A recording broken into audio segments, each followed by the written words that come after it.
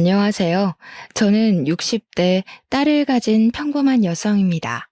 젊은 나이에 남편을 잃고 혼자 딸 하나만 보고 살아왔습니다. 그런데 기막힌 사연을 겪어보니 어디 가서 할 데도 없고 생각할수록 분하고 억울해서 이렇게 사연을 올리게 되었습니다. 왜 다들 딸 가진 죄인이라는 말 들어보셨죠? 제가 딱 그 심정이었습니다. 금지 오겹으로 우리 딸 예쁘게 키웠습니다. 남편이 없으니 어디 가서 홀대받지는 않을까 더 신경 써서 키웠다고 생각하고 좋은 것, 좋은 옷, 그리고 공부도 곧잘해서 대학까지 보내니 정말 세상 남부러울 게 없었습니다. 그런데 딱 하나 모자란 게 있었으니 우리 딸이 시댁복이 없었나 봐요. 결혼 생활 3년 동안 아이가 안 생기니 시댁에서 아이를 쥐잡듯이 잡아댔거든요. 처음 딸이 사랑하는 사람이라고 사위를 데리고 왔을 때, 그래, 너만 좋으면 엄마도 좋다 하고 했습니다. 다른 거 볼 게 뭐 있었겠어요. 그냥 우리 딸이 데려온 사람이니 잘 골랐겠지 하고 믿었습니다. 처음 사위를 보는데 생긴 것도 반반하고 성격도 서글서글하면서 어머니 어머니 하는데 참 마음에 든다 싶었어요. 싹싹하고 성실하고 더 볼 게 없었죠. 사위에게 물어보니 그 집도 어릴 때 아버지가 돌아가셔서 홀어머니 밑에서 자란 터라 서로 잘 맞겠지 싶기도 했어요. 저희도 남편이 일찍 죽고 혼자 키운 딸이라 사돈이랑도 그런 공감대가 있겠다 싶었어요. 시집살이 덜할 수도 있겠다 싶었거든요. 둘이 잘 만나다가 딸이 사위랑 결혼을 하고 싶다고 말을 했습니다. 사위 얼굴도 모르는 것도 아니고 성격 좋은 것도 알았겠다 싶어서 너희들이 결혼하고 싶으면 해라 하면서 흔쾌히 결혼을 허락했습니다. 결혼 준비는 본인들이 알아서 한다면서 저는 신경 쓰지 말라고 하는 겁니다. 그냥 상견례 준비되면 와서 밥 먹고 사돈끼리 얼굴 한번 보면 된다고 말입니다. 본인들이 알아서들 착착 준비하는데 얼마나 기특하던지 저는 알았다고 했습니다. 딸과 사위는 작은 한정집 집에서 상견례를 준비했습니다. 아담한 한옥이 운치 있고 참 좋더라고요. 기분 좋게 안으로 들어가서 앉았습니다. 사돈이 되실 분은 아직 오시지 않았더라고요. 잠시 후 식당의 창호지 문을 열고 들어오는 사돈의 분위기가 참 범상치가 않았습니다. 젤을 발라 번들거리는 머리를 쫙 틀어올리고 옷은 개량 한복을 입고 있었어요. 꼭 만신이셨던 저희 할머니 느낌이 드는 겁니다. 그쪽 일을 하시나 속으로 생각을 했어요. 사위한테는 한 번도 그런 이야기를 들어본 적도 없었던 저는 적지 않게 당황을 했습니다. 사위에게 어머니는 작은 가게를 운영한다고 들었거든요.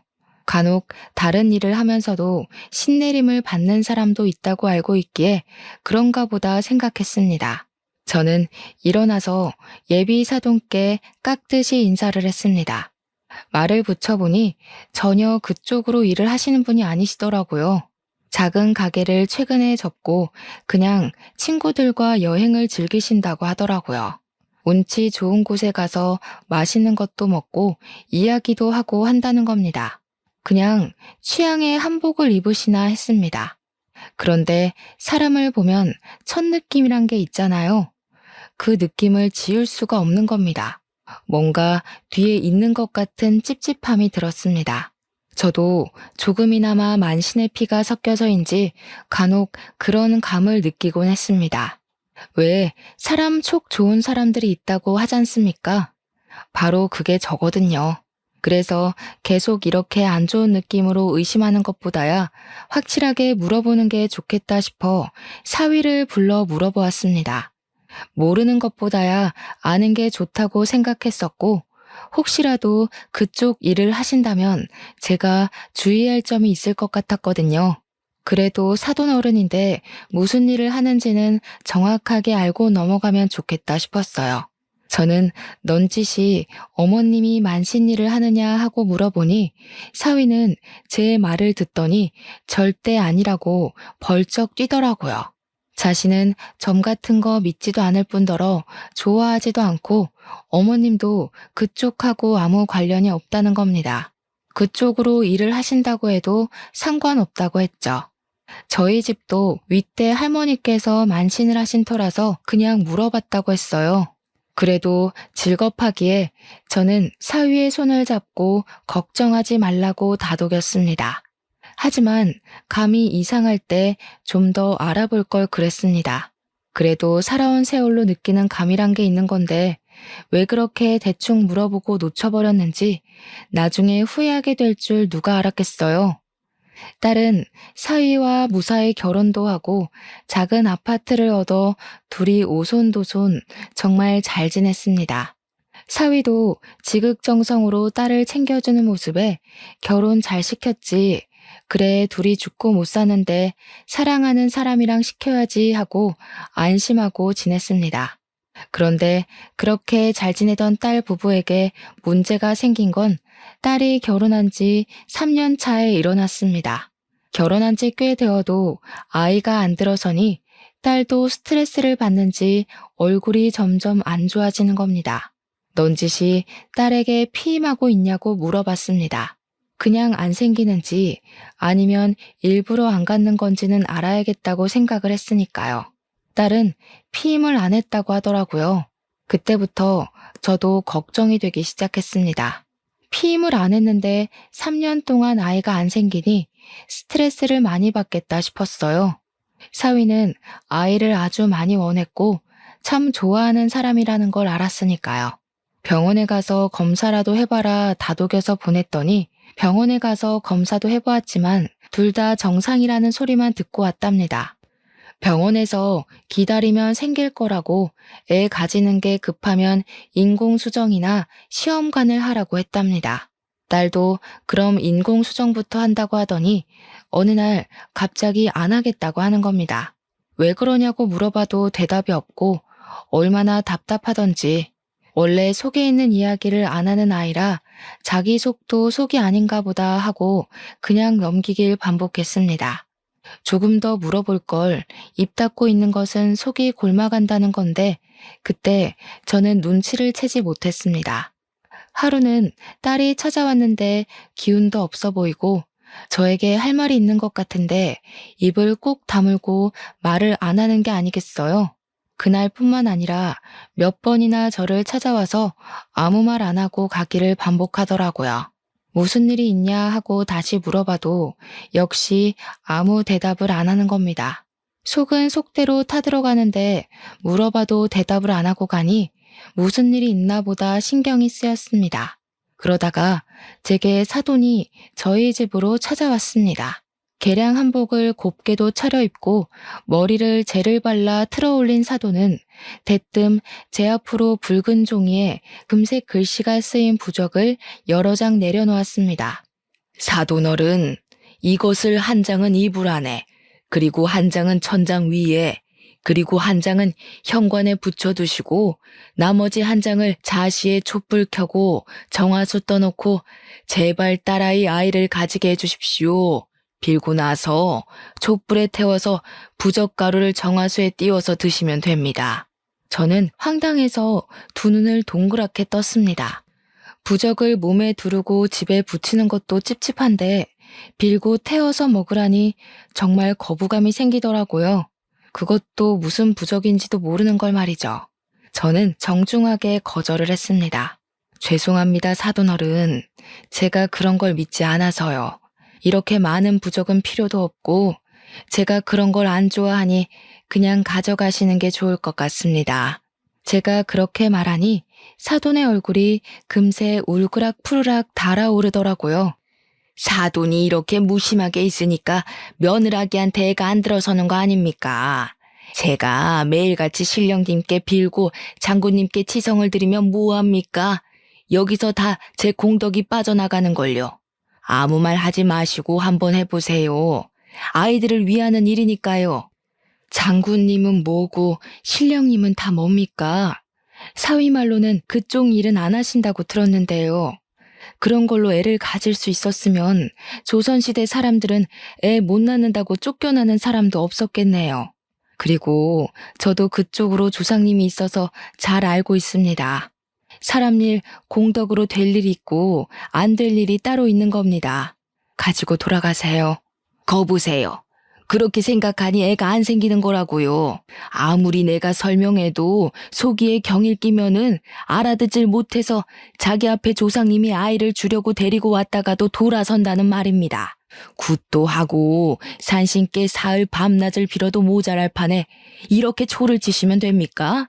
이게 얼마나 귀한 건 줄 알고 나는 말이에요. 우리 선녀님께서 기도하고 또 기도해서 지은 영험한 부적입니다. 아휴, 저는 아무튼 그런 거 안 믿어요. 이거 당장 가지고 돌아가세요. 다시는 이런 이야기 꺼내지 마세요. 그런 거 가지고 혹시 애들한테도 강요하거나 하시지 마시고요. 그냥 기다립시다. 아이들이 알아서 잘 할 테니까요. 나이도 아직 젊은데 왜 그렇게 성하세요? 병원 다니면 금방 생길 겁니다. 사도는 얼굴이 시뻘개져서 부적을 집어들고 횡하니 가버리더군요. 그렇게 돌아가고 나니 깊은 한숨이 새어나왔어요. 그간 제게 딸이 말 못한 게 저것이구나 하고 그제야 생각이 들더라고요.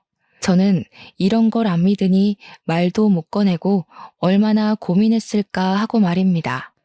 저희 할머니가 아무리 만신이어도 저렇게 어이없는 짓은 하신 적이 없었는데 저는 더욱 의심이 들었습니다.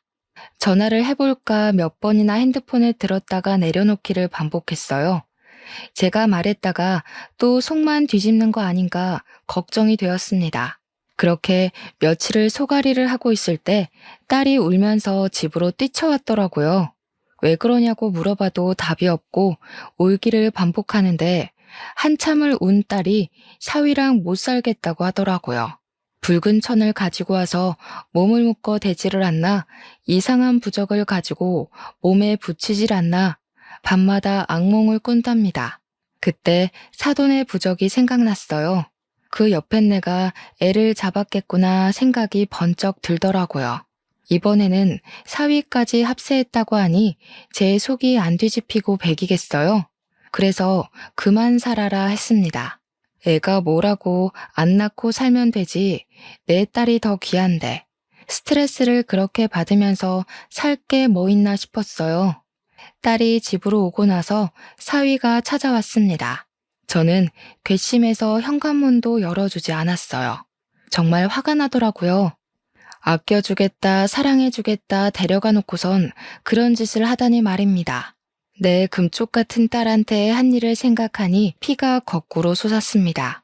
그런데 사위가 돌아가지 않고 현관 앞에서 무릎을 꿇고 또 빌고 또 비는 겁니다.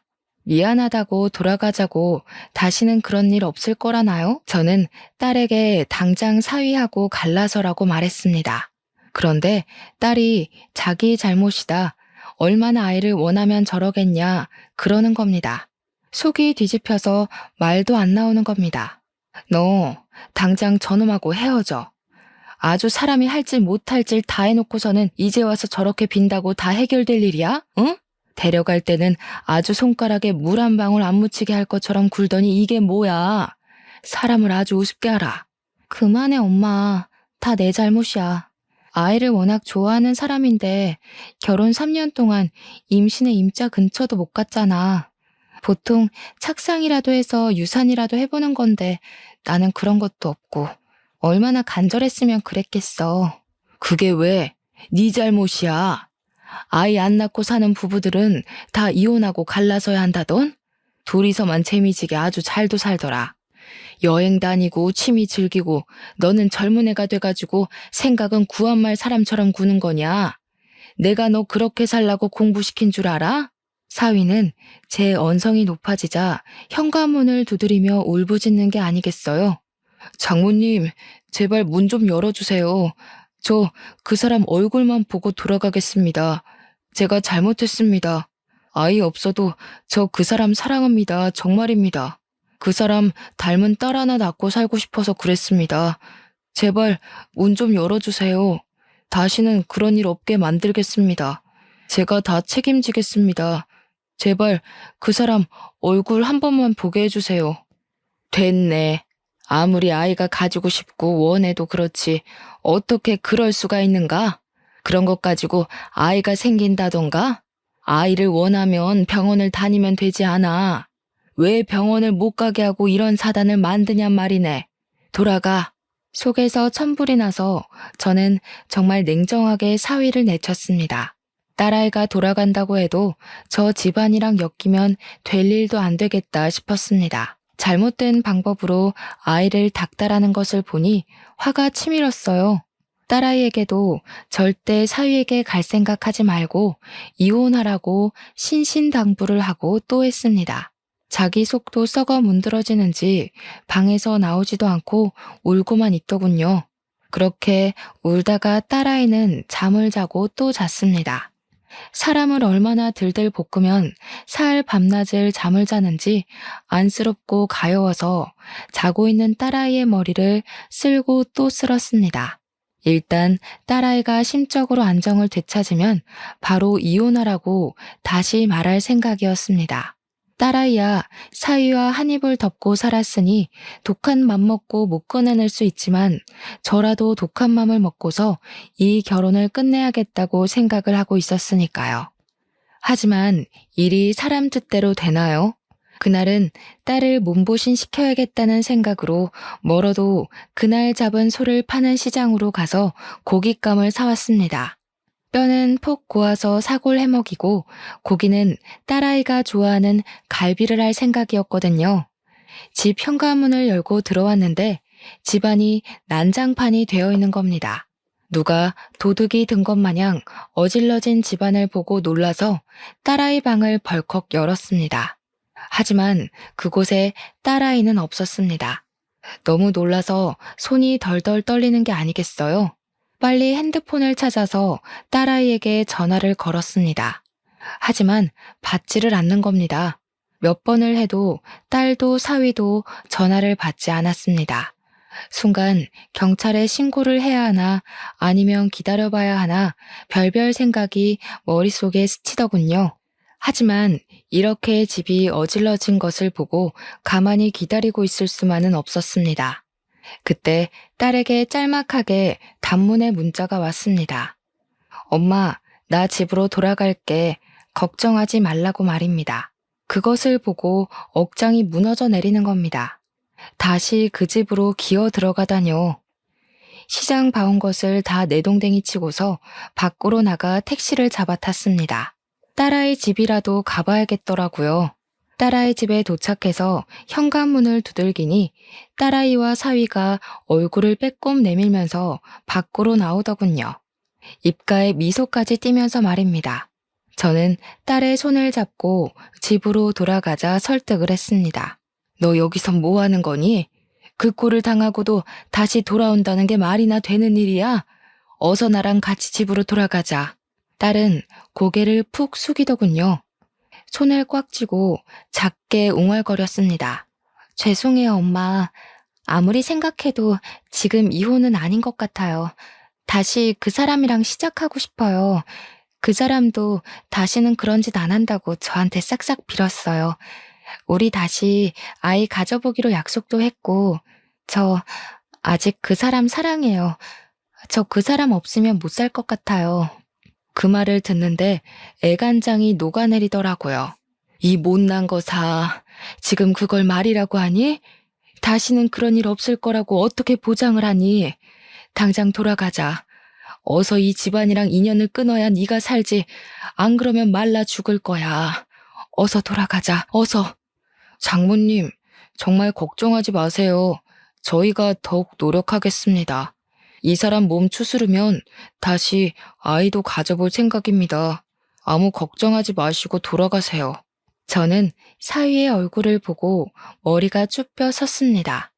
어떻게 딸에게 그런 짓을 하고 다시 아이를 가진다는 말을 하는지 이해가질 않았어요.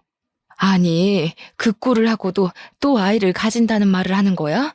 아이 없으면 우리 딸이랑 못 살아? 아직도 정신을 못 차린 거지. 당장 가자. 어서 가.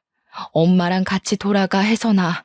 저는 딸의 손목을 휘어잡았습니다. 당장 그 집에서 딸아이를 데리고 나오고 싶었으니까요.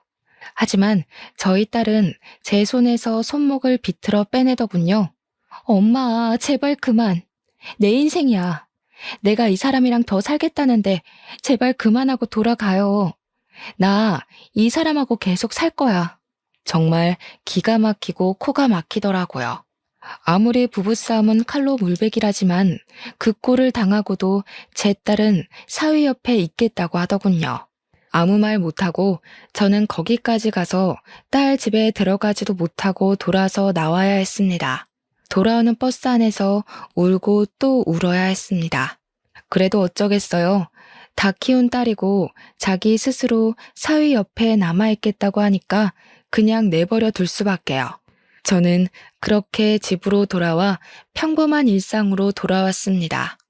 가끔 딸에게 무슨 일 없냐, 별일 없냐 물어볼 뿐 더 이상 둘 사이의 일에 끼어들지 못하겠더라고요. 잘 지내길 빌 수밖에요.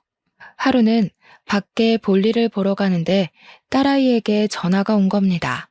전화를 받았더니 딸이 기쁜 목소리로 엄마 나 임신했어 하는 게 아니겠어요. 하늘도 무심하지 않으셨는지 제 딸아이에게 아이라는 축복을 내려주셨습니다. 됐다 됐어. 이제 고생 끝났다 싶었습니다.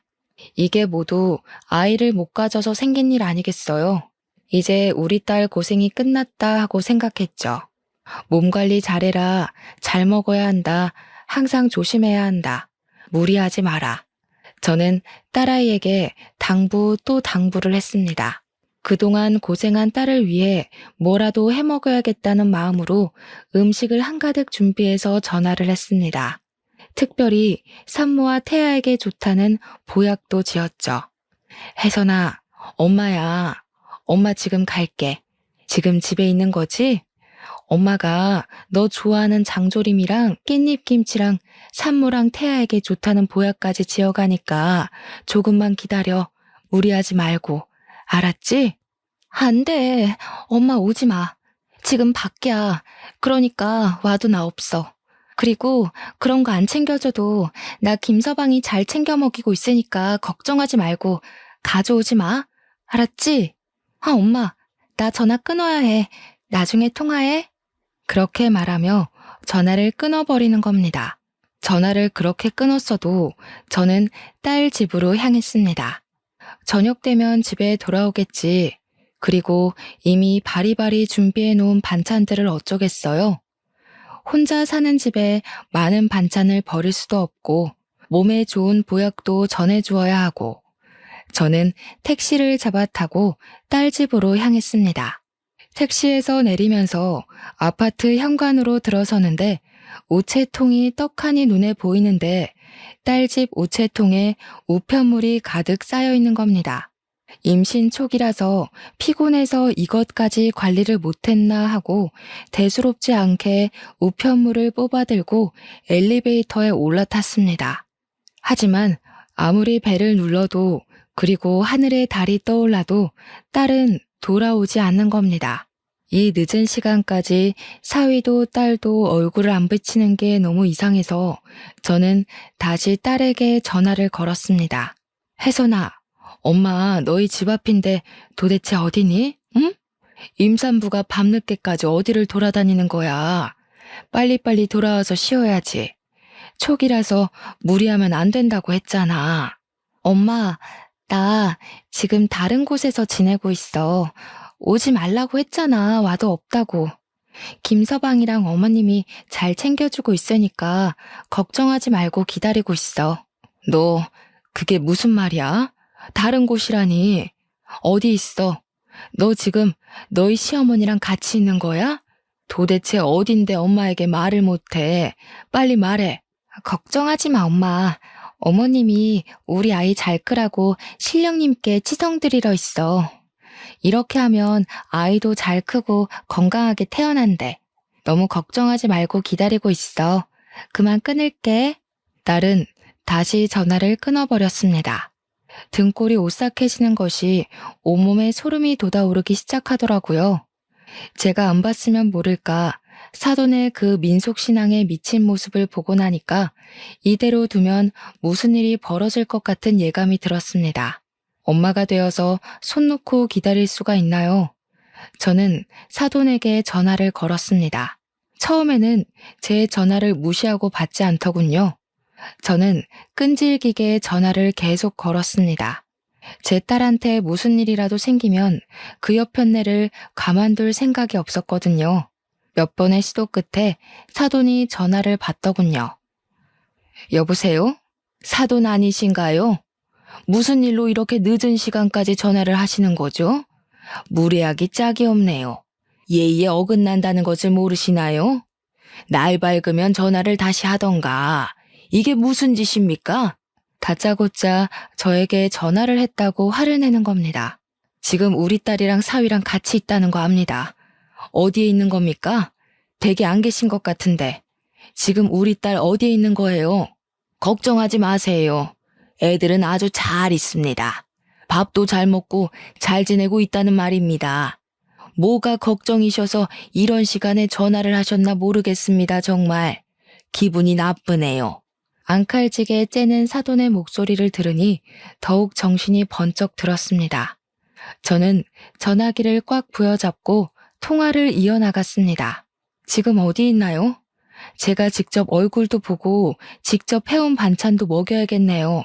임신 초기인데 조심하고 또 신경 쓸 때 아닙니까?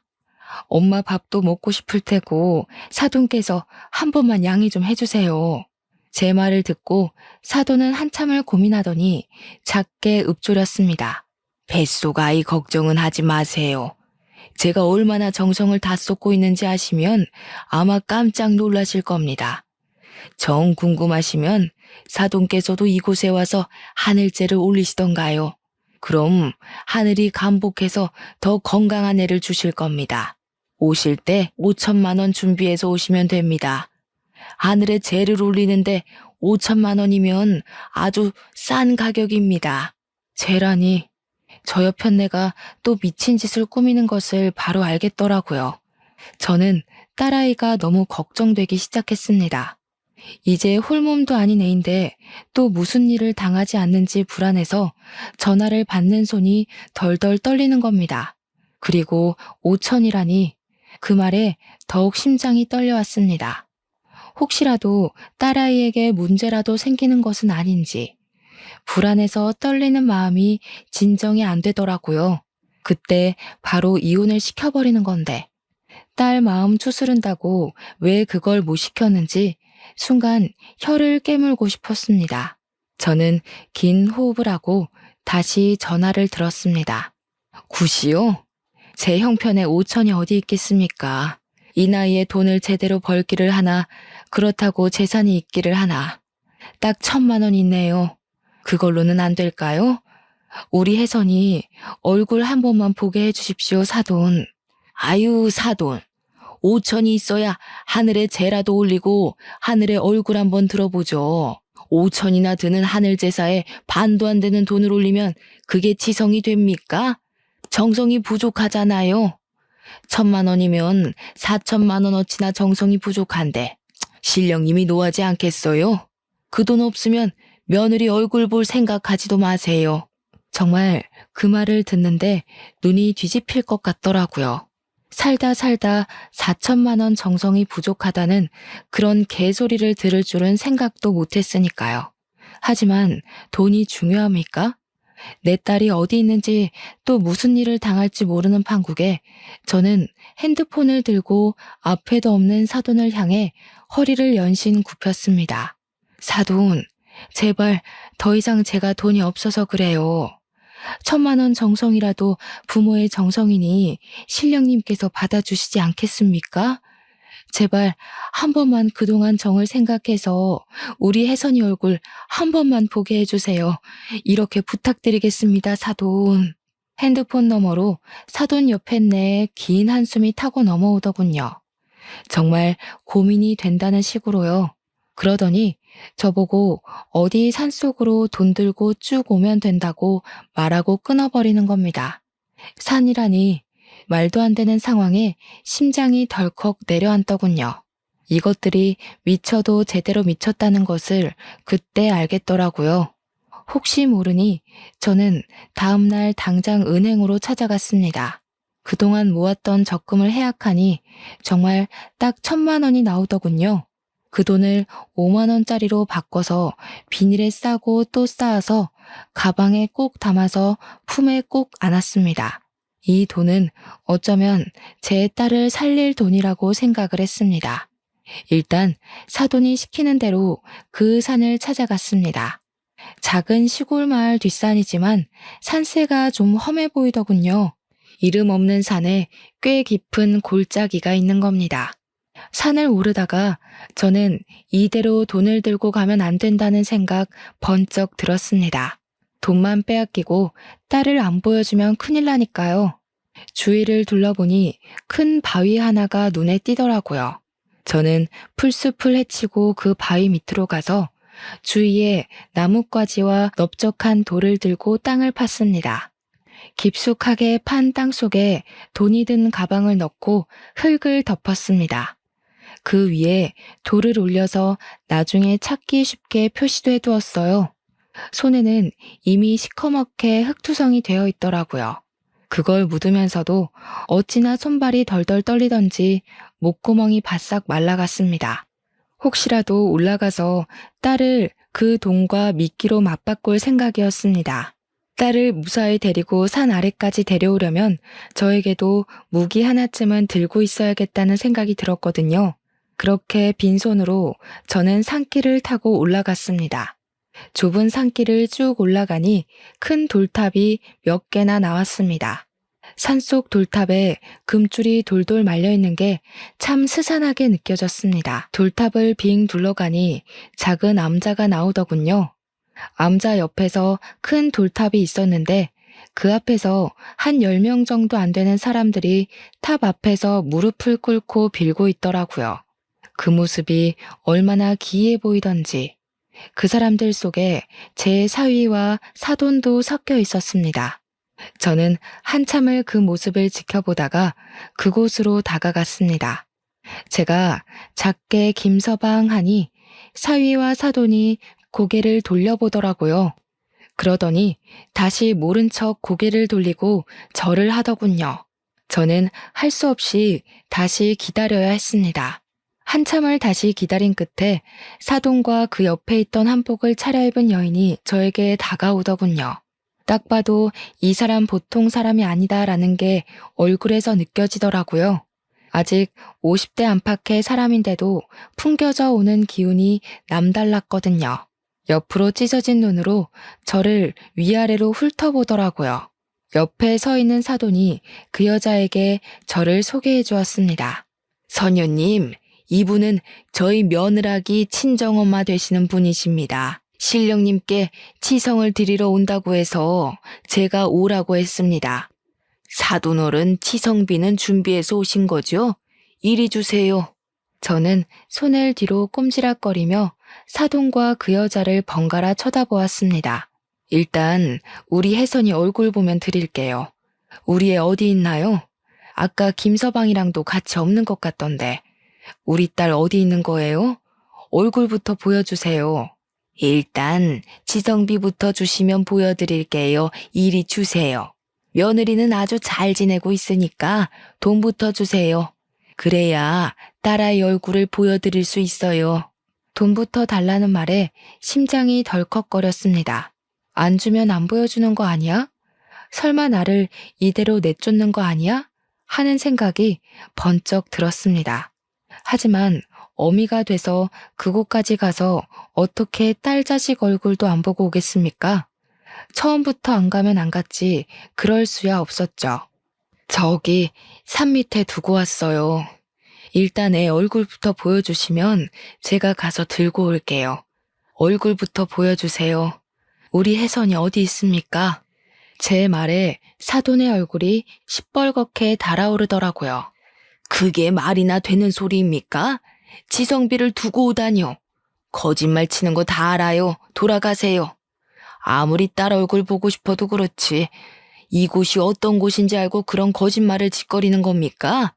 그동안 저희가 얼마나 정성을 들였는데 부정이라도 타면 어쩌려고요?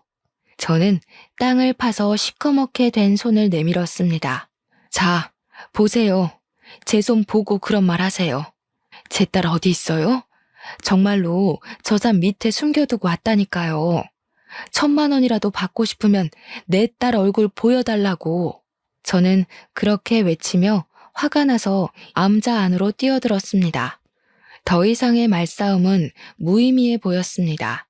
문을 벌컥 열고 들어간 암자 안은 사방에 오방색 천으로 둘러져 있었습니다. 살면서 이렇게 기괴한 곳은 처음이었어요. 예전에 텔레비전으로 본 전설의 고향이 머릿속에 떠오르더라고요. 온몸이 소름이 돋아오르는데 한쪽에서 딸이 저를 보고 엄마 하고 부르더라고요. 저는 그곳으로 달려갔습니다. 딸은 머리만 빼고 온몸이 붉은 천으로 똘똘 감겨 있는 게 아니겠어요? 저는 너무 놀라서 달려가서 딸의 묶인 몸을 풀었습니다. 지금 뭐 하는 짓이에요? 그러다가 애 떨어지면 사돈이 책임질 겁니까? 지금 애 떨어지지 말라고 저희가 치성제사를 드리는 중인 게 안 보이세요? 그렇게 신생아처럼 묻고 안정을 시켜야 뱃속의 아이도 제자리를 찾아가는 겁니다. 저는 할 말을 잃어버리고 딸의 몸에 감긴 천을 풀고 일으켜 세웠습니다. 일단 이 정신 나간 곳에서 나가는 게 먼저였으니까요. 딸은 엉엉 울고 딸의 바지에는 핏자국까지 살짝 비쳤습니다.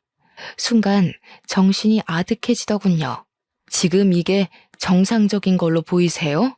아니 무슨 치성을 들이면 애를 이 지경으로 만드는 겁니까? 애 밑에 핏자국 안 보이세요? 어떻게 하면 애를 이렇게 꽁꽁 묶어놔요? 들어선 애도 잘못되겠네.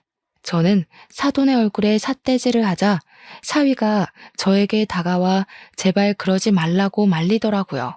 장모님, 제발 진정하시고 저희 이야기 좀 들어주세요. 아이를 위해서 한 일이에요. 얼마나 귀하게 얻었는지 장모님도 잘 아시잖아요.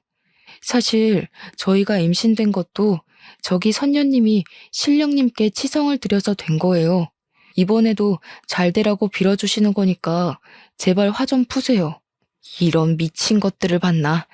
지금 이 상황을 보고도 내가 눈이 안 돌면 사람이야? 자네, 이제 다시는 내 딸 볼 생각하지 말게. 데려갈 때 다시는 이런 짓 안 한다고 해놓고서 지금 이게 무슨 짓인가?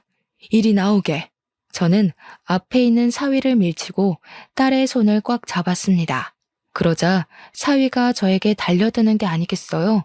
저는 바로 앞에 보이는 불이 붙은 촛대를 사위에게 던져버렸습니다. 불이 붙은 촛대는 사위를 정확히 맞고 떨어졌는데 얇은 한복을 입은 사위의 몸에 불이 순식간에 붙기 시작하더군요. 얼마나 싸구려 천을 썼으면 그렇게 쉽게 붙는 건지.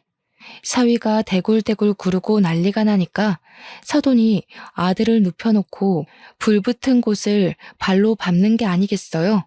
선녀라는 여자는 떠다 놓은 정화수를 사위에게 끼얹고 난리가 났습니다.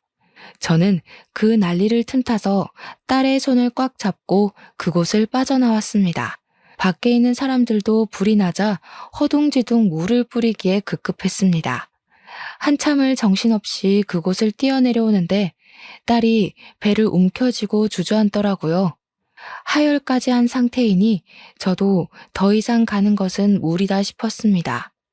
혹시라도 사돈이 쫓아올까 싶어서 옆 수풀 속으로 숨어들었습니다.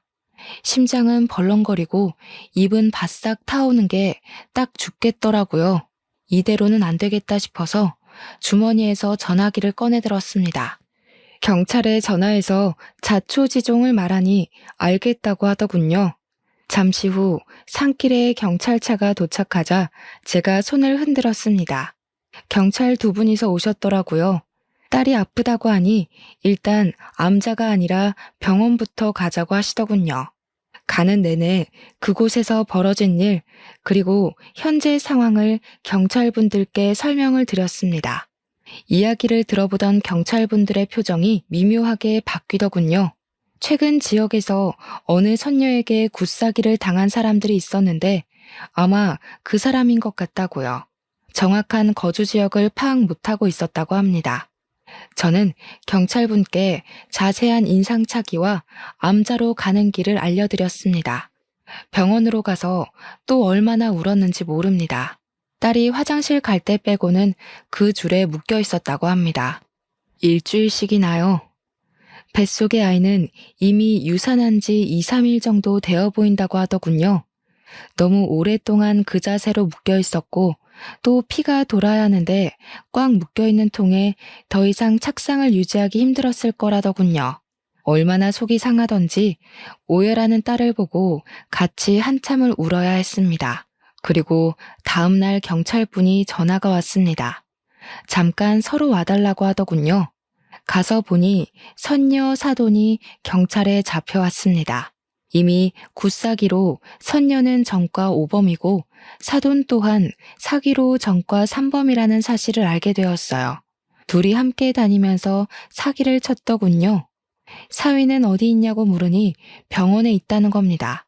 사돈이 발로 낭심을 밟아대는 바람에 제거 수술을 하러 갔다고 합니다. 참 그렇게 아이를 원했으면서도 자기 아들의 대를 자기 손으로 끊어놓다니 참으로 사람 일 알다가 모르겠더군요. 전 이혼 서류를 들고 사위를 찾아갔습니다. 도저히 이대로 지켜볼 수 없으니까요. 당장이라도 이혼을 시켜야 한다고 판단했습니다. 이제는 그 집안이랑 정말 갈라서야 할 때니까요. 사위는 병원 침대에 누워있더군요. 쫙 다리를 벌리고 있는데 그렇게 사람이 못나 보일 수가 없었습니다. 병원에서 들은 이야기로는 밟힌 날 바로 병원으로 내원했다면 바로 보건수술을 할 수 있었는데 이 미친 사람들이 아들을 눕히고 다시 치성기도를 올렸다는 겁니다. 그것 때문에 골든타임을 놓치고 결국은 제거를 했다고 합니다. 정말 그 말을 듣는데 기가 막혀서 말이 안 나오는 겁니다. 사람들이 어쩌면 저렇게까지 미칠 수가 있는 것인지 저는 사위에게 이혼 서류를 내밀며 말했습니다. 김서방, 두말하지 말고 바로 내 딸이랑 이혼하게. 내가 그 꼴을 보고도 자네랑 우리 딸이랑 살게 두면 부모가 아닌 걸세. 당장 여기에 지장 찍어. 안 됩니다, 어머니.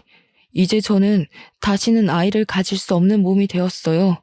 혜선이 뱃속에 아이밖에 제 자식은 없습니다. 제발 이혼하라는 말 하지 말아주세요. 이제 정말 안 하겠습니다. 혜선이가 싫다면 다시는 절대 그런 일 안 할 겁니다. 이미 딸아이의 뱃속의 아이는 사라졌는데 뱃속 아이 타령을 하니 속이 뒤집어졌습니다. 사위를 향해 따귀를 날렸습니다. 사위는 저를 보며 붉게 달아오른 뺨을 손으로 짚더라고요. 혜선이 유산했어. 다 자네와 자네 어머니 때문에. 유산한 지 2, 3일이나 됐다네. 애를 그렇게 묶어두니 유산이 안 되고 배겨? 자식 잡아먹은 아비가 자식 걱정이라니. 앞으로 자네는 이제 평생 자식이 없네. 다신 그런 소리는 하지 말게. 당장 우리 딸이랑 이혼하게. 아니면 내가 자네도 고소할 걸세. 당장 여기에 지장 찍으란 말이야. 그래도 그동안 정이 있어서 이혼으로 봐주는 줄 알게. 사위는 꺼이꺼이 소리를 내면서 울더니 이혼 서류에 지장을 찍어주었습니다. 저는 한 대 뺨을 내리치려고 손을 들었다가 울고불고 난리를 치는 사위를 두고 그냥 밖으로 나왔습니다. 경찰분들이 저의 1,000만 원도 찾아다가 돌려주셨네요.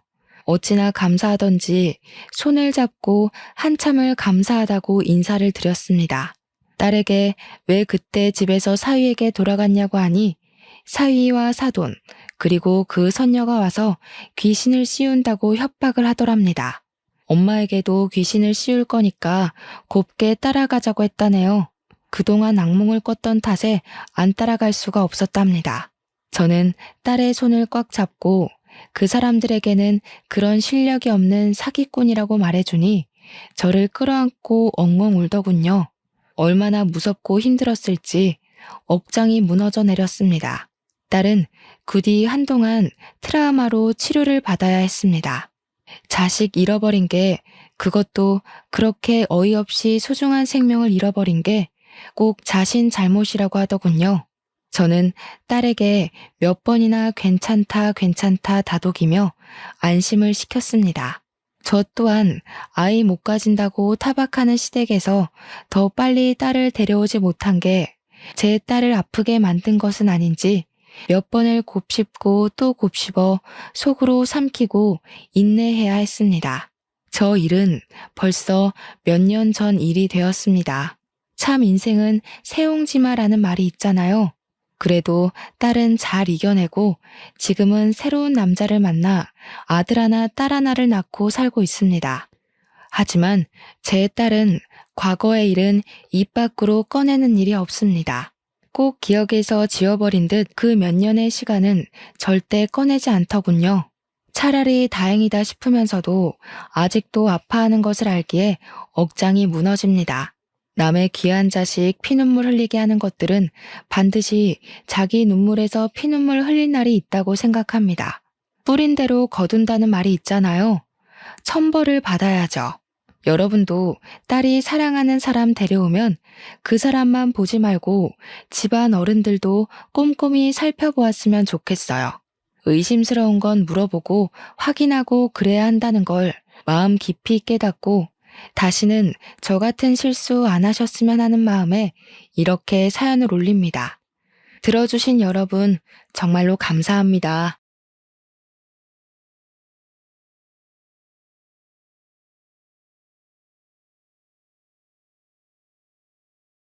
안녕하세요. 남편의 과욕 때문에 숨통이 막혀 이혼을 해버린 40대 아줌마입니다. 요즘은 어떤지 모르겠는데 제가 결혼할 때만 해도 그런 말이 좀 많았어요. 비슷한 수준, 비슷한 형편인 집안과 결혼을 해야 한다고요. 그러니까 저급하게 말해보자면 끼리끼리 만나서 살아야 잘 산다는 걸 말하는 거예요. 결혼을 직접 실천해보지 않았을 때는 그놈의 끼리끼리라는 말이 참으로 와닿고 이해가 되었습니다. 이론적으로는 제 안에 충분히 받아들여졌는데 이게 결혼하고 나서 보니까 끼리끼리라도 다 같은 종족은 아니더군요. 제가 이혼한 결정적인 이유가 저와 남편이 끼리끼리였기 때문이에요. 근로소득이나 집안 재력이 비슷했다는 겁니다. 나 참 비슷한 소득 수준의 사람과 결혼을 해도 이렇게 이혼이라는 결론을 내네요. 도대체 이혼도 안 하고 잘 먹고 잘 사는 사람들은 서로에게 어떤 존재인 거죠? 겪어보지 않아 몰라서 그러는데 차라리 정반대 성향의 사람이 나은 걸까요? 아무튼 제가 화딱지 나는 사연 하나 써보고자 이렇게 찾아와 봤네요. 남은 응어리를 여기서나마 풀어보고 가려 합니다. 재밌게 들어봐 주셨으면 해요. 말했다시피 저와 남편은 똑같이 중하층 형편의 비슷한 직종을 가진 채로 결혼을 한 사이예요. 남편은 자기가 하고자 하는 일은 열심히 하지만 들이는 노력에 비해 성과가 쉽게 안 나는 타입의 사람이었고 저는 남편이랑 비슷한 계열의 일을 했지만 입사한 지 얼마 안 된 신입이기도 했고 주어진 만큼만 하는 스타일이라 정해진 경제력 안에서 생활을 하려던 타입이었습니다.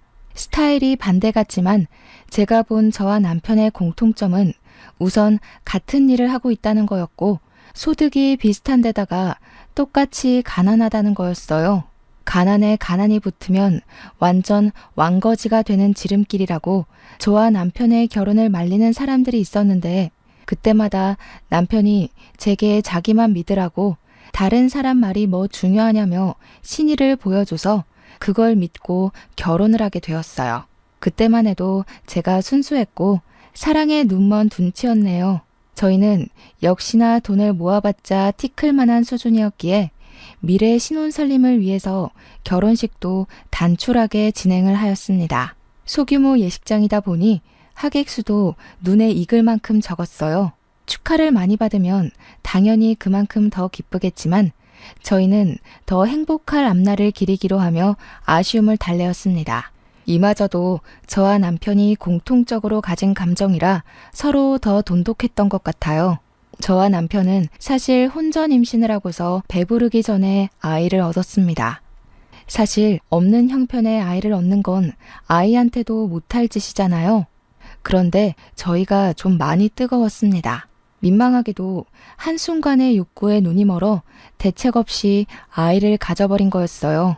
그래도 결혼과 동시에 저희에게 찾아온 아이 소식은 저희가 가족이란 단어로 더 똘똘 뭉칠 수 있도록 만들어 주었어요.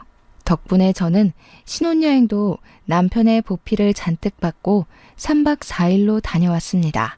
당연히 해외는 저희에게 사치였고 가까운 제주도를 즐기고 돌아왔네요. 남편은 신혼여행 갔다 오고 나서 바로 축의금 정리를 했는데요. 짐 정리도 안 하고서 거실에 앉아 축의금 장부에만 매달려 있었습니다. 한참 계산기 두들겨 가면서 펜을 끄적이더니 갑자기 혀를 끌끌 차더라고요. 제가 대신 남편 짐을 정리하다 말고 남편한테 왜 그러냐고 관심을 보였는데 글쎄 남편이 뭐라고 한 줄 아십니까? 근데 너 인맥 관리 안 하냐? 축의금 액수가 왜 다 이 모양이야? 계좌에 들어온 액수도 째째하고 평소에 어떻게 살았길래 거금 주는 친구도 하나 없대? 인생 헛살았네, 헛살았어. 듣는데 굉장히 어이없는 거 있죠? 자기 하객수는 생각 안 하고 제 앞으로 들어온 돈만 보면서 고작 축의금 가지고 제 인성 문제를 논하는데 이거 저만 황당한가요? 그렇다고 남편이 저보다 월등히 많은 액수도 아니었습니다. 저희 둘 다 축의금 액수가 거기서 거기였다고요. 저도 축의금 장부를 얼추 봤었기 때문에 신랑 측 축의금도 엉망인 걸 알고 있단 말이죠.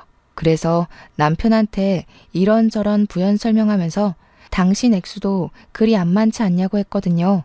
그런데 자기는 일부러 계좌로 들어오는 축의금은 안 받은 거라면서 봉투에 있는 축의금은 자기 쪽 액수가 더 많다고 본인이 더 째째하게 구는 거 아니겠습니까? 만약 계좌에까지 받아서 합쳐졌으면 저보다 훨씬 많았을 액수라고 뜬금없이 시비를 걸었습니다.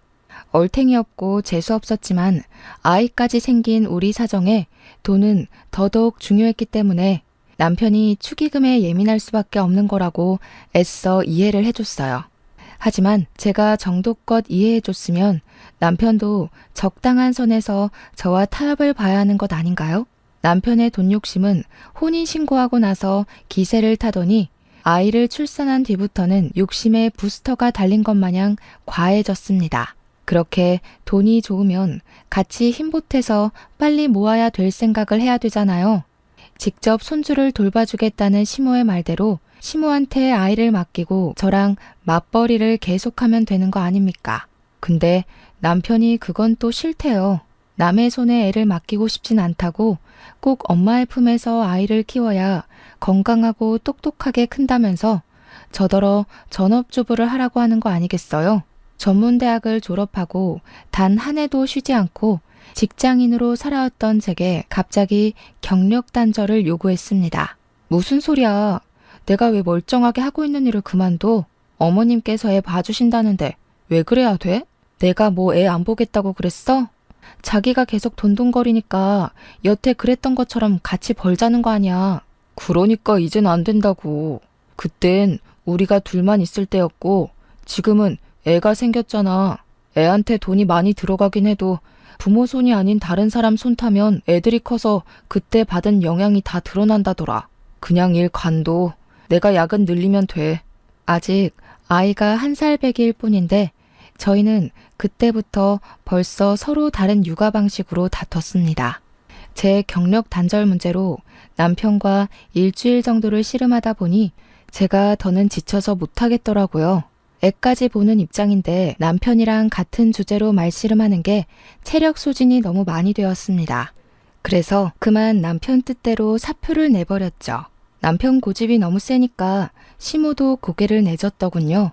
그렇게 아이가 유치원을 가고 초등학교 입학을 할 때까지 저는 계속 주부로 있었습니다. 남편 내조하고 아이 육아에만 신경 쓰는 퇴근이라고는 일절없는 집 요정이 되었죠.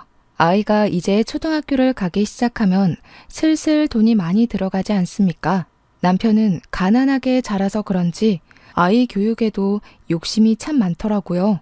그래도 유치원 때까진 애 교육관에 터치를 잘 안 하는 편이었는데 초등학교 입학을 하자마자 아주 선생님 납신 것처럼 애헴거리더군요. 과외며 학원이며 조그마한 애한테 이것저것 많이도 시키려고 했습니다.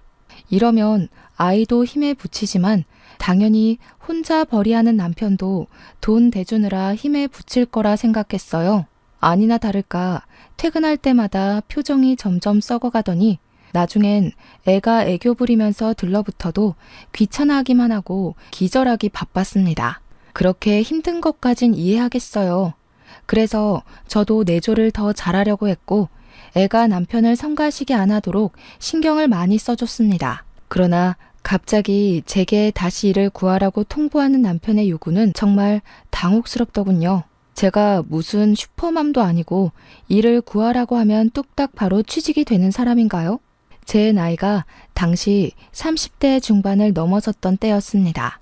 경제 판국에서는 젊은 사람들이 자꾸 치고 올라오는데 무려 8여 년을 경력 단절로 살던 저한테 다짜고짜 일을 하라뇨. 물론 일은 할 수 있다고 쳐도 어떻게 그리 단번에 구해줄 수가 있겠습니까? 그렇다면 요즘 실업률도 올라가지 않았겠죠. 당연히 제 나이에 취업이 더 쉽지 않을 거 아니냐고요. 남편이 너무 힘들어하니까 저도 일을 알아보겠다고 제안을 수락하긴 했습니다. 그러면 좀 기다려줘야 되는 거잖아요. 그런데 남편은 제가 구직하는 기간조차 못 견디고 구직 시작한 지 한 달 만에 취직도 하나 못하냐고 저의 능력을 개무시했습니다. 한두 번이야 남편이 제 사정을 이해할 수 있도록 설득을 하려고 했는데 그게 했던 말을 또 하게 만드니까 결국 짜증이 폭발하게 되더라고요. 그러니까 애까지 스트레스 받게 하지 말고 학원을 줄이라고. 학원비 나가는 것만 줄여도 우리 생활비 반은 더 들어와. 네가 진작에 취직했으면 문제 없었을 일이야. 부모로서 애 학원 그만두게 하고 싶냐? 그러게 평소에 좀 취업 잘 되는 걸로 자격증 하나 따놨으면 얼마나 좋아. 이래서 멍청한 것들은 거두면 안 되는 거였는데. 멍청? 말 다 했어? 당신은 대체 날 뭘로 보는 거야? 내가 당신 원하면 그대로 뿅! 다 되는 마법사인 줄 알아? 나도 노력하고 있어. 당신 혼자 애 키우는 것처럼 말하는데 당신이 돈 들여주는 건 고마워. 근데 그것 말고는 뭐 해준 것 있어? 우리 애 내가 다 키웠어. 언제는 나더러 전업주부하라고 난리더니 이제 와선 일을 하라고? 그래서 네가 애를 잘 보기나 했어? 애가 공부 게을리하고 매일 놀려고만 하던데 이게 네가 떵떵거리던 결과물이냐? 아휴, 돈 벌어다 주면 뭐하니. 집구석은 이렇게 답답하게 돌아가는데 집에서 애 하나 보는 게 뭐가 그렇게 힘들다고. 입이 대빨 나와서 툴툴거려? 차라리 나가서 막노동이라도 뛰던가. 머리 나쁘면 몸이라도 고생해야지. 저야말로 남편과 대화만 하면 가슴 중앙이 갑갑한 게 아플 지경이었습니다. 남편은 갈수록 말이 안 통하는 사람으로 변질되어 갔어요. 애가 할 일을 미루고 놀고만 싶어 하는 이유도 다 남편 때문이었습니다. 어른들도 자기가 해낼 수 있는 역량이 있는데 아이라고 그 기준이 없겠습니까? 저희 애가 자기 역량보다 너무 과한 교육을 받는 탓에 스트레스가 늘어서 더 학원 공부에 손을 떼는 거였어요. 남편은 아이의 그런 모습을 볼 때마다 거기서 받는 피로함을 잔뜩 받아서는 저한테 우수수 풀어내곤 했습니다. 그냥 매일같이 싸웠다는 거예요. 제가 취업 준비를 한 지 2개월 차였는데 경력 단절 주부를 뽑아주는 곳이 정말 많이 없었습니다. 아예 전화 연락도 안 오는 것 보니까 지원서부터 떨어지는 게 분명했어요. 저도 충분히 답답한데 지켜보는 남편은 제가 아주 한심해 죽겠나 봅니다. 당신 대학 친구 중에 대기업 다니는 사람 있다고 하지 않았어? 그 친구 인맥 중에 당신한테 자금 도움이라도 줄 만한 사람 없냐? 그 친구랑 연락을 안 한 지가 언젠데 그 친구는 우리 결혼식 때도 안 왔어. 그 전부터 이미 연락 끊긴 사이라서 갑자기 연락하는 것도 웃기고. 저것 봐. 그런 식으로 인맥 관리하니까 네가 결혼 축하도 제대로 못 받는 거야. 같은 과 나왔다면서 그 친구는 대기업 다니고 당신은 겨우 잡일하다가 시집와서 살이나 찌고. 뭐라고? 말이 왜 그따위야? 기가 막혀서. 그러는 당신도 나처럼 거지꼴로 결혼한 주제에 왜 자꾸 나를 평가 못해서 안달인데? 재벌이나 되면 또 몰라. 자기도 산거지 주제. 골골거리는 중고차 타면서 뭘 그렇게 벤츠 타는 척 콧대를 세운대? 뭐야? 말 다 했어? 그래. 그럼 돈 많은 남자 만나서 결혼하지 그랬어. 아, 그림의 떡일 뿐이려나? 하긴 돈 많은 남자가 당신같이 촌티나는 여자를 눈에 담을 리가 없겠지. 저희는 이제 서로 조금만 신경을 건드려도 고함이 오갈 정도로 상대에게 질린 상황까지 와버렸습니다. 붙어있기만 하면 입씨름이 오가니 어떤 날에는 애가 나서서 우리 사이를 파고들기도 하고 일부러 저희를 떨어뜨려 놓기 위해 멀리서 부르기도 했어요. 돌이켜 생각해보니 아이한테 제일 미안했네요. 아이의 눈물겨운 마음도 몰라주고 못된 부모였던 저희는 당시 서로에게 쌓인 원망밖에 안 보였습니다. 남편은 술을 먹든 말든 툭하면 저를 갖고 다른 잘나가는 여자들이랑 비교까지 했어요. 한동안은 그놈의 대기업 다니는 친구에게만 주야장천 짓거리더니 어느 순간부터는 누군 처가댁이 잘 사네, 누구는 아내가 똑똑해서 재테크로 몇 억을 버네 등등 어디서 그런 소리를 듣고 오는 건지 그런 집안이 부럽다고 그렇게 노래를 불렀어요. 저는 멀쩡한 정신으로 그딴 술주정을 듣는 것도 꽤나 스트레스였습니다. 그래서 남편이 과하게 취해서 온 날이면 몰래 몇 대 패기도 했어요. 일부러 남편 옮겨주는 척하면서 몇 번을 밟고 귀싸대기 날리고 코를 비틀어버리기도 했죠. 아니, 들을수록 웃기잖아요. 자기는 결혼 전이나 후나 고작 연봉 몇십만 원 오른 게 다면서 저한테만 과한 요구를 바라니까 완전 진짜 재수없지 않습니까? 머리통을 안 후려치곤 못 베긴다니까요. 그래도 저희 부부 때문에 아이 교육에까지 피해가 가면 안 되잖아요.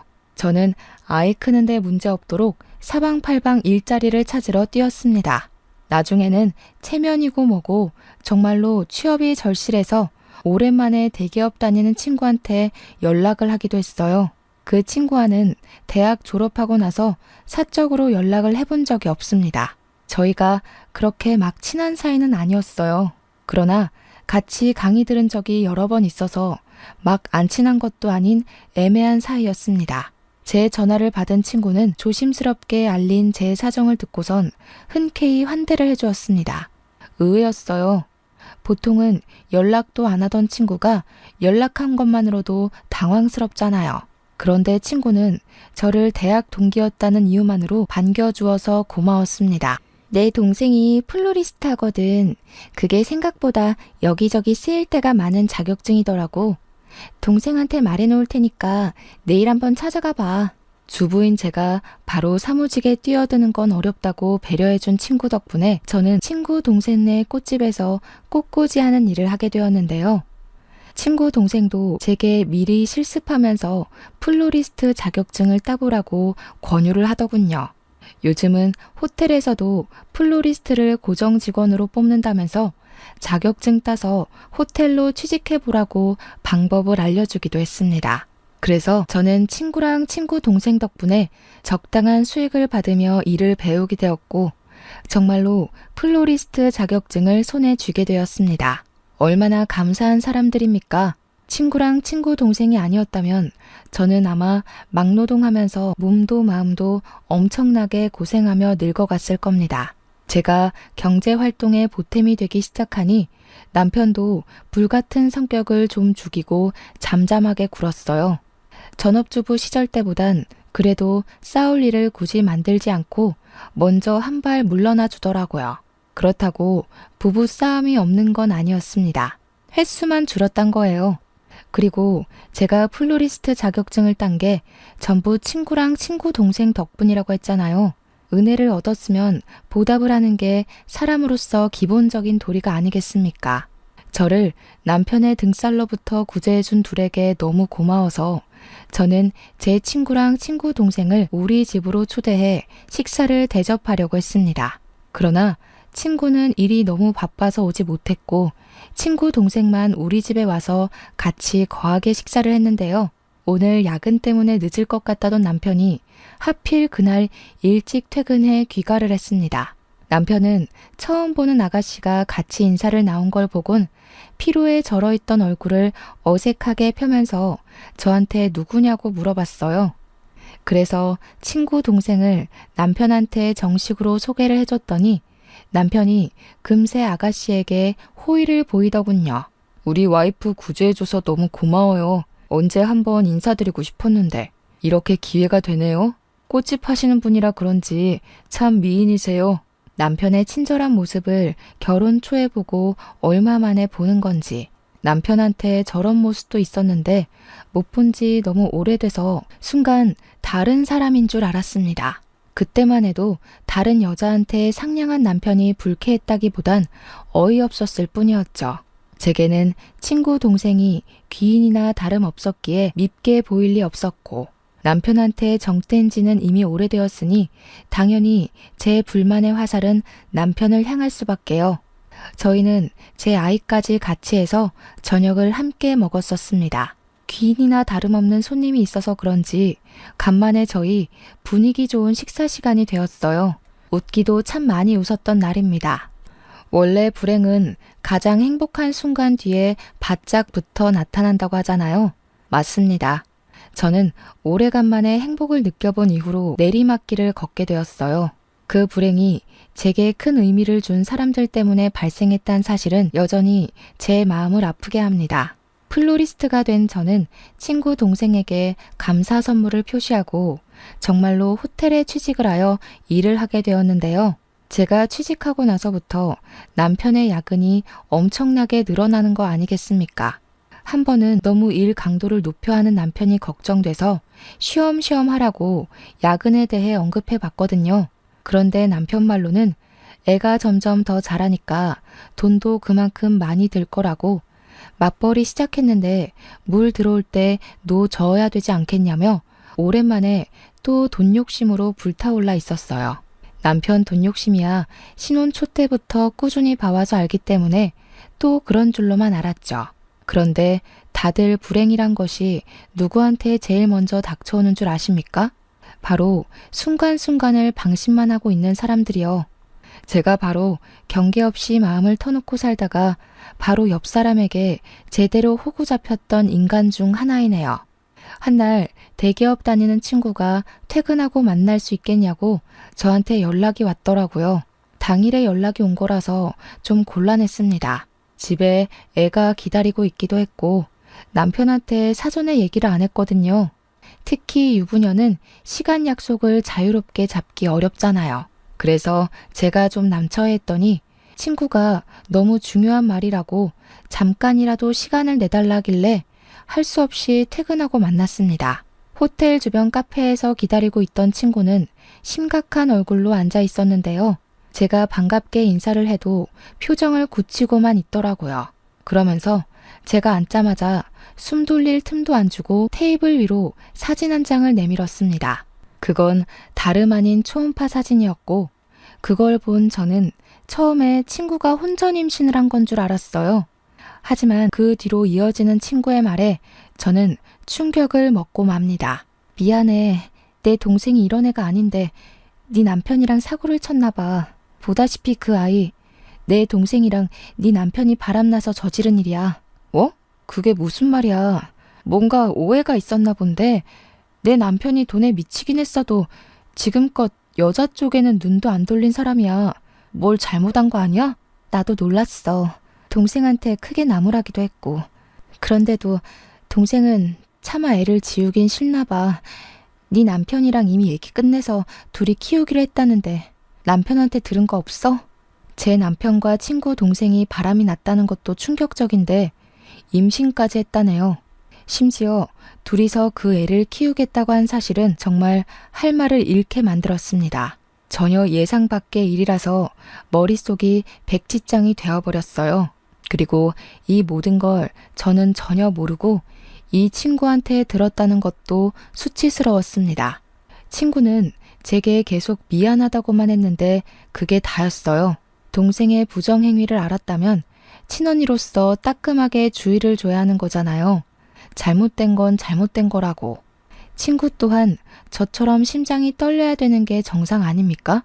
그런데 제가 본 친구의 표정은 태연하기만 할 뿐이었어요. 마치 남편과 자기 동생을 갈라놓을 생각이 전혀 없는 사람처럼 보였습니다. 그런데 넌 이걸 나한테 말해주는 이유가 뭔데? 나더러 네 동생 소송하라는 거니?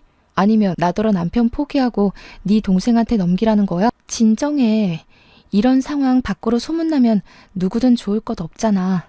내 말은 최대한 시끄럽게 해결하지 말자는 거야. 내 동생한테 따질 거 있으면 앞으로 나 불러서 얘기해줬으면 좋겠어. 내가 네 커리어도 만들어줬는데 이 정도 부탁은 들어줄 수 있지? 내가 이해 못하는 건지 모르겠는데 이 상황에서 그걸 따지는 게 정상인 거니? 내 남편도 미친 짓 했지만 네 동생도 마찬가지 아니야? 그럼 적어도 내 앞에 네 동생을 같이 데려왔어야지.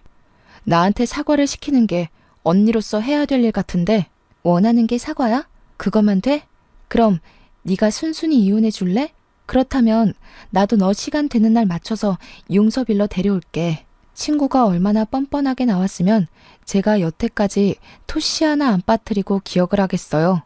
분명 떳떳한 입장이 아닐 텐데 친구가 너무 침착하고 태평스러워서 오히려 제가 잘못된 입장인 줄 착각할 정도였습니다. 그것조차도 제겐 배신감으로 다가왔어요. 저는 그날 그 자리에서 살아생전 가장 고통의 무게에 짓눌려야만 했습니다. 불륜이라 그러고 보니 왜 그 방법이 있나 생각도 못했네요. 그 친구네가 넉넉한 편이라는 건 대학 때 이미 알고 있었어요. 친구도 대기업으로 수익이 좋고 동생네 매출도 상당하니까 친정되는 집은 제가 알던 것보다 훨씬 더 풍요로워졌을 겁니다. 그러니 지난 저녁 식사 자리에서 그 사실을 알게 된 남편 눈이 도는 건 100번 양보해서 당연했겠네요. 제 남편이 돈에 미친 사람이라서 돈에만 목맬 줄 알았어요. 여자 집안을 이용해서 살림필 생각을 하고 있는 줄은 전혀 몰랐습니다. 저도 모르게 남편이 그 정도로 막장짓은 하지 않겠지라는 신뢰가 은연중에 있었나 봅니다. 바보 같게도 말이죠. 그렇게 부자인 처갓집 부러워하고 대기업 다니는 여자랑 저를 비교하더니 딱 그런 처가를 알아보고 불륜을 저질렀네요. 남편의 속내가 너무 시커멓게 잘 보여서 화가 나 미치겠더군요. 고작 돈 때문에 남편이 가정을 배반한 셈이지 않습니까? 능력 없는 제가 한없이 초라해지고 버려진 느낌을 도통 지울 수가 없었습니다.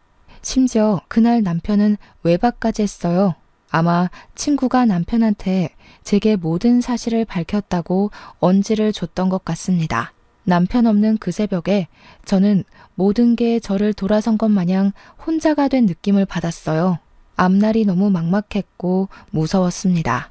돈돈거리는 소리 듣기 싫어서 그렇게 핏줄 세어가며 싸웠는데 그렇다고 이렇게 불륜을 저질러버리라는 건 아니었거든요. 어떻게 그깟 돈 때문에 가족을 등질 수가 있나요? 토끼 같은 우리 새끼를 버릴 수가 있죠? 제 인생의 전부인 존재는 우리 딸 하나뿐이었지만 이 전부를 가질 수 있도록 해준 건 남편인데 그런 사람의 배신은 생각보다 큰 충격이었습니다. 같은 공간에서 숨 쉬는 것도 싫었을 만큼 미워했어도 우리 딸의 아빠라는 생각에 이혼까진 염두해 본 적이 없는데 저 혼자 이 가정 하나 지키겠다고 마지막 남은 예의를 붙들고 있었네요. 참 씁쓸했습니다. 그럼에도 제가 혼자가 아니라는 인식을 일깨워준 사람 덕분에 똑바로 정신을 차릴 수 있었어요.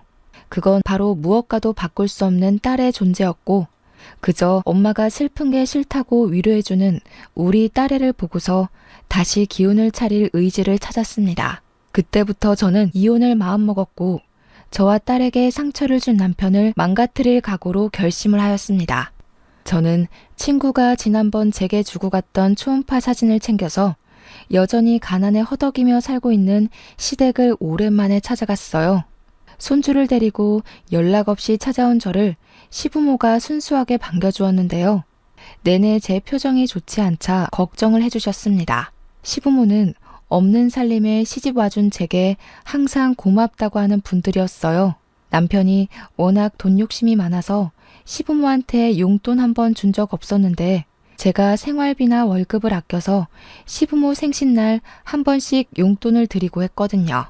제 마음을 갸륵하게 여겼던 시부모는 저를 자기 아들만큼이나 좋아해준 사람들입니다. 그런 고마운 분들에게 남편과의 결별 예고를 해야 하는 것이 참 죄송스러웠지만 제가 이미 딸이랑 저만 생각하기로 각오를 했잖아요. 그래서 저는 어렵사리 입을 떼서 시부모에게 이혼 소송 의사를 밝혔고 그간 있었던 일을 다 고백했습니다. 그런데 돌아오는 시부모의 반응은 그렇잖아도 절벽 끝에 서 있던 저를 한 걸음 더 물러나게 만들었어요.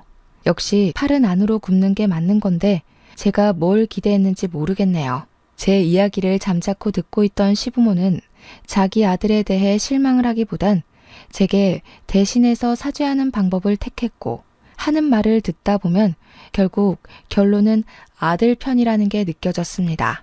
우리 아들이 제 나름 살 길을 찾다 보니 그런 만행을 저질렀나 보네. 죽어라 노력해도 우리 집 가세가 안 일어나니 돈 많은 처가 도움이라도 받고 싶었을 텐데 있는 처가라곤 그 나물에 그 밥이니. 어미야, 착한 네가 이해 좀 해줘라. 우리 아들 그간 이쪽 저쪽 지가족 먹여 살리느라 고생을 너무 많이 했잖니. 네가 이혼만 해주면 우리가 너한테 돈 좀 떼줄게. 어머님, 불륜을 두고 그런 식으로 말씀 그렇게 하시면 안 되죠. 그게 지금 저를 앉혀두고 하실 말씀이세요? 어쩔 수 없이 남편 편드는 건 부모 자식이니까 제가 어떻게 이해해 보겠는데 저더러 용서해달란 소린 하지 마셔야죠. 저랑 남편은 피 한 방울 안 섞인 남이에요. 일말의 양심이 있다면 남편을 나무라셔야 하는 거 아닌가요? 그래. 우리가 다 미안하구나. 다 잘못했어. 그러니 그냥 이혼 좀 해주거라. 우리도 남은 생 새 사돈 도움받아서 기 펴고 살 생각하니 차마 어미 널 붙잡기가 싫은데 어쩌겠니. 어차피 우리 아들은 너한테 마음 떴다. 껍데기 안고 사는 건 너도 실증 날 거 아니냐. 아들 말 들어보니까 친구 도움받아 겨우 취직했담서. 먹고 살 길 마련해준 빚 갚는다 치고 눈 감아줘. 어이없지 않나요? 시부모는 자기들의 형편없는 자존심을 스스로 자책하면서 도리어 저보고 이혼을 해달라고 부탁을 했습니다. 무슨 이런 경우가 다 있는지 모르겠어요. 왜 다들 잘못을 저질러 놓고도 저렇게 뻔뻔하고 양심이 없는 걸까요? 분명 저는 가만히 있다 봉변당한 사람인데 누구한테도 사과를 받지 못했습니다. 이런 식이면 정말 사람 하나 매도하는 거 일도 아니겠어요? 다들 나쁜 일에 이렇게 쿵짝이 잘 맞으니 당하는 사람들이 뼈도 못 추리고 절망하나 봐요. 역시나 시가에는 잘해봤자 본전이거나 손해일 뿐인 듯 합니다. 제가 무슨 부귀영화를 누리겠다고 시부모한테 효도를 했는지 모르겠어요. 저는 그저 자기 아들한테 외면받는 시부모가 불쌍해서 대신 챙겨줬던 것뿐인데 결국 돌아오는 마음은 불륜녀한테 남편을 보내주라는 결론뿐이네요. 온갖 가여운 멘트를 남발하면서 남편의 불륜을 감싸주는 시부모에게 기가 막혀서 합의가 아닌 소송을 걸겠다고 통보했고 시부모는 부잣집 사돈을 얻을 수 있다면 흔쾌히 소송을 받아들이겠다고 했습니다. 제가 시가에 찾아간 걸 시부모가 남편한테 연락을 했는지 집에 돌아가니까 남편이 기다리고 있더라고요. 매일 불같이 화만 내던 남편이 이번에는 의외로 제 앞에 무릎을 꿇었어요. 잘못한 건 아나 보네 싶어서 뭐라고 짓거리나 들어보자는 심산으로 팔짱만 끼고 있었는데요. 아니, 글쎄 무릎 꿇고 빈다는 소리가 겨우 합의 이혼하자는 말이 아니겠습니까? 잠시나마 남편의 변명을 기대했던 제가 한심하네요. 다른 사람뿐만 아니라 남편조차도 제게 뭘 잘못하고 있는지 판단이 안 서나 봅니다. 나 가진 것 없는 집안 자식인 거 알잖아. 안 그래도 형편없는 남자인데 소송까지 당하면 윤진이 집안에서 나를 받아주겠어? 이렇게 부탁할게. 양육비도 꼬박꼬박 보내고 이 집 명의도 당신 단독 명의로 다 바꿔줄게. 재산 분할도 필요 없어. 당신 다 가져. 그러니까 제발 나 몸만 건사하게 조용히 보내주라. 이젠 실망할 것도 없다. 당신은 살면서 나한테 내도록 돈 뽑아 먹을 생각만 하더니 결국 돈 많은 사람 찾아 떠나는 게 목적이었나 봐? 그래, 어디 등배 따뜻하게 잘 먹고 잘 살아봐. 그래봤자 불륜 가정이 얼마나 오래 갈지 모르겠지만 네가 한 약속이나 똑바로 지켜. 네가 분명 네 입으로 몸뚱아리만 나가겠다고 했다. 당장 각서 쓰고 지장 찍고 부동산 명의 나한테 다 돌려놓고 바로 꺼져. 그날로 남편은 제 말대로 자차까지 제 명의로 돌려놓고 저한테 합의 이혼을 받아내 저희 곁을 영영 떠났습니다. 남편 보내고 나니 같이 산 수년의 세월이 송두리째 날아간 게 뼈아프게 느껴지더군요. 구멍난 가슴에 바람이 숭숭 들어서 한동안은 회의감이 들었습니다. 그래도 별 볼 일 없는 놈이란 거 알았던지라 하루 지나고 나니 역시 이혼하길 잘했단 생각이 들더라고요.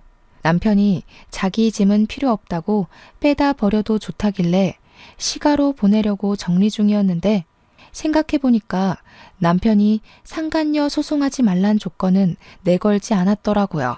아무래도 이혼하면서 제가 재산을 다 몰수해온지라 어찌 보면 이득 본 이혼을 했는데도 상간녀 소송은 해야겠는 거 있죠. 잘못을 모르는 건 남편도 시가도 마찬가지였지만 상간녀 집안도 제대로 배워야 될 거 아닙니까? 뭐든 처음이 쉬우면 그 다음은 실수가 아니라 습관이 되는 거잖아요. 친구한테 받은 은혜를 완벽하게 갚아주지 못해 좀 찝찝했는데 이렇게 잘잘못을 가르치는 참교육으로 보답을 한다면 친구랑 친구 동생한테 큰 배움이 될 거라고 봤습니다. 그래서 소송했어요. 그랬더니 상간녀한테서 바로 전화가 오더라고요. 당연히 안 받았죠. 뒤이어 날라오는 알림을 확인했더니 글쎄 엄청난 쌍욕의 문자가 날라오는 거 아니겠습니까? 불륜에 떳떳한 척 하더니 소송 때문에 생기는 빨간 줄은 겁이 났나 보네요. 심지어 친구한테도 전화가 왔는데요. 친구 것도 안 받을까 하다가 아무래도 지난날 뻔뻔했던 표정이 너무 재수없었던지라 고민 끝에 전화를 받았습니다.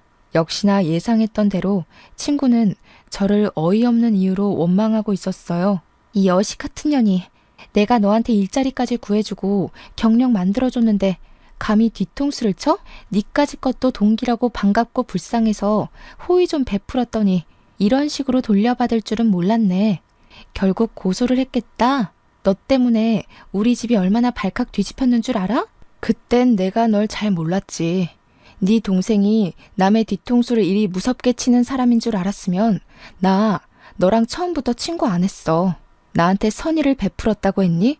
그 말은 네 입으로 네 동생이 쓰레기라서 사고친 걸 왜 너한테 갚아주냐? 그걸 따지고 싶은 거야? 넌 선의만 베풀었으니 동생 문제는 모르는 일이다. 뭐 그런 거니? 말 좀 똑바로 해봐.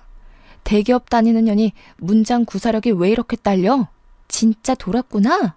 비렁뱅이 주제에 입에 풀 칠할 수 있도록 뒤 좀 봐줬으면 눈치껏 기었어야지.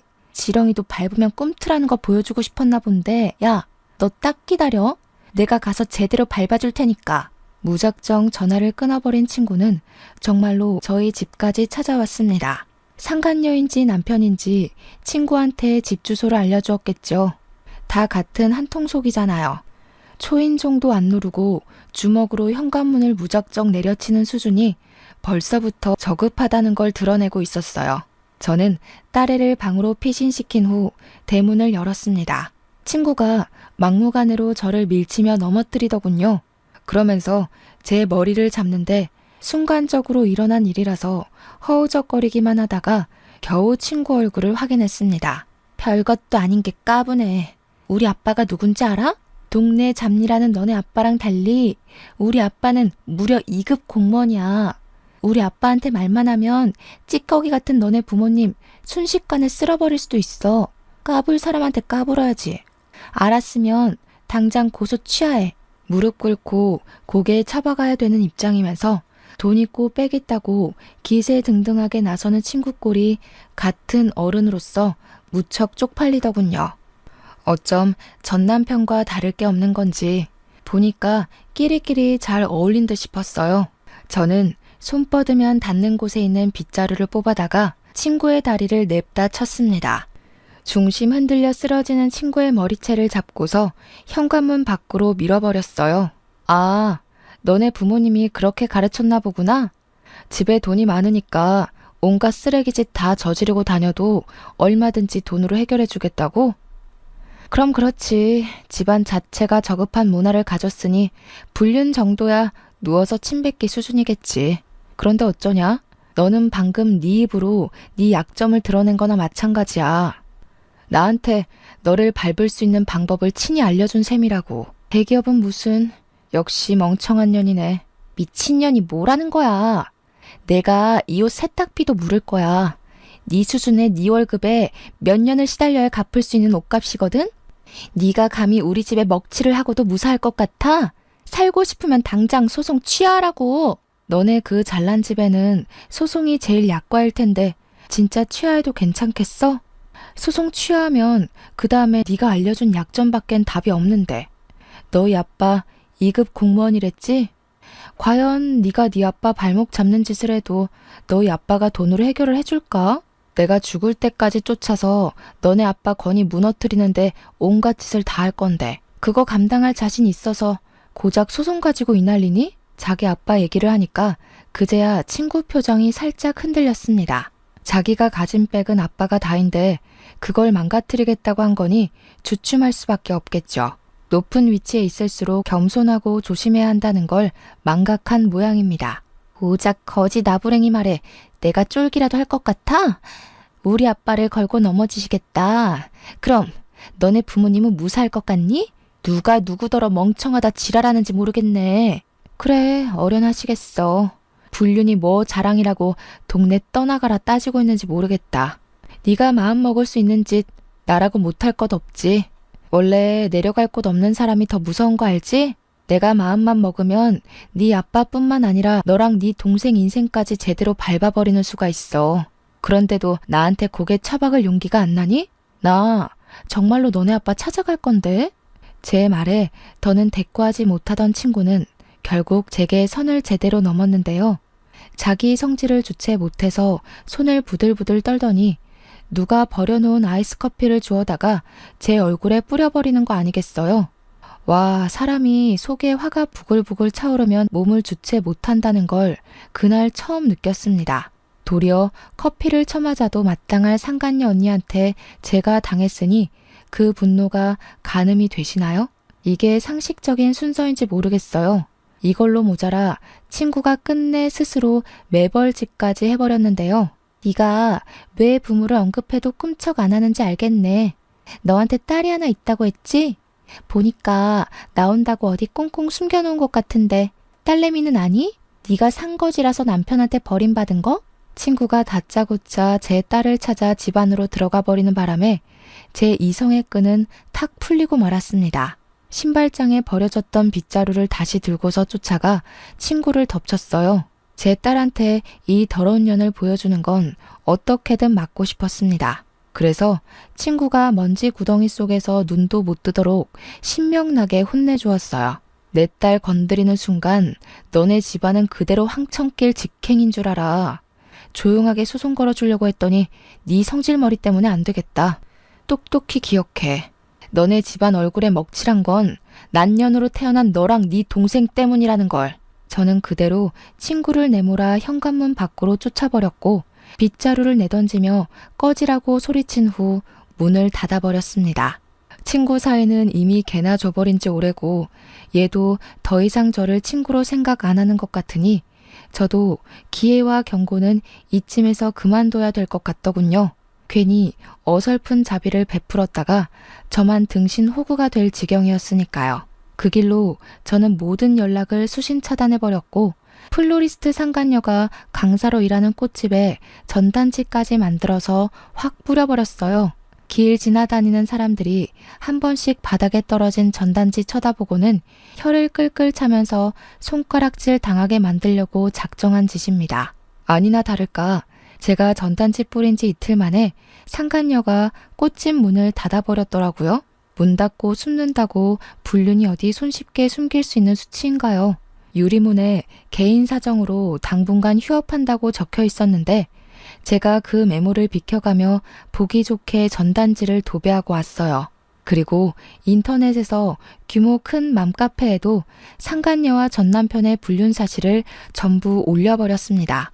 댓글이 실시간으로 수십 개가 떠오르는데 전부 욕밖에 없더라고요. 저 대신해서 신박하게 욕을 퍼부어 주시는 맘들을 보고 얼마나 속이 시원했는 줄 아시나요? 그 때문에 저희 지역구에서 전남편과 상간녀 스토리가 웬만큼 퍼졌는데 그게 상간녀 아빠한테까지 결국 영향을 끼쳤더군요. 어느 순간부터 맘카페 댓글에 상간녀가 어디 관리청장 딸이라고 소문이 퍼져서 상간녀 아빠 건의에 정말로 위협이 가해진 것 같았어요. 그 뒷일은 안 봐도 비디오네요. 그리고 진짜 답없는 사건이 하나 더 들려왔는데요. 전 남편은 역시 제 기대를 저버리지 않았더라고요. 맨몸으로 친히 불륜녀 집안에 들어간 주제에 감히 부잣집 친정 두고서 또 다른 여자를 안아버렸다는 거 아니겠습니까? 상간녀가 억울하다고 전 남편 약점 좀 알려달라고 저희 집으로 우편물을 보냈었어요. 굳이 제가 답장을 안 해도 이미 전 남편의 약점을 알지 않을까 싶어 내버려 뒀습니다. 전 남편은 돈 없는 사람이거든요. 돈 때문에 이런 미친 짓을 계속하는 것이니 돈줄 끊는 것만으로도 큰 복수가 될 겁니다. 역시나 상간녀도 그럴 거라 싶었는지 결혼 생활 1년도 못 버티고 이혼 소송으로 전 남편과 전 남편 집안에게 빚더미를 안겨주었다네요. 그리곤 우편으로 제게 그동안 미안했다고 사과문을 써줬는데 그마저도 무시해버렸어요. 자기가 그 불행을 겪어보고 사과를 하는 건 자기 마음 편하려고 하는 짓밖에 안 되는 거잖아요. 어쨌든 전 남편이랑 시간은 손가락 쪽쪽 빠는 신세를 면치 못했겠네요. 그러게 얌전히 본인 분수에 맞게 살았으면 알거지는 면했을 거 아닙니까? 사람 욕심이 이렇게 무서운 거예요. 이성적으로 적당선을 지키며 살라고 만들어진 존재가 인간이라는 동물인데 어쩜 그리도 짐승이길 자처했는지 모르겠습니다. 그러거나 말거나 저는 위자료도 받아 살림이 좀 편해졌고요. 뜻하지 않게 화제거리로 인기를 얻어 맘카페에서 운영자로 직위가 올라갔어요. 운영자들한테는 육아 관련 광고나 협찬이 들어와서 딸아이한테 도움도 되고 참 좋더라고요. 요즘 세상에선 이혼이 흠도 아니고 미혼모도 흠이 아니잖아요. 남부럽지 않게 잘 먹고 잘 살기만 하면 되는 개성시대가 아니겠습니까? 제게 떨어진 재산으로 저는 우리 아이가 아빠 없다는 소리 듣지 않게 피땀 흘려 키울 겁니다. 욕심 없이 더도 말고 덜도 말고 딸의 행복에만 집중하며 살 거예요. 모두가 돈벼락 맞기를 바라지만 내 수중에 과분한 욕심은 버릴 수 있는 용기가 있었으면 좋겠어요. 돈이란 게 종이 쪼가리일 뿐이지만 사람의 전두엽을 조종한다는 말이 맞는 것 같더라고요. 어쨌든 앞으로 제게 떨어질 악재는 이걸로 끝이었으면 싶네요. 사연은 여기까지입니다. 편안한 밤 되세요.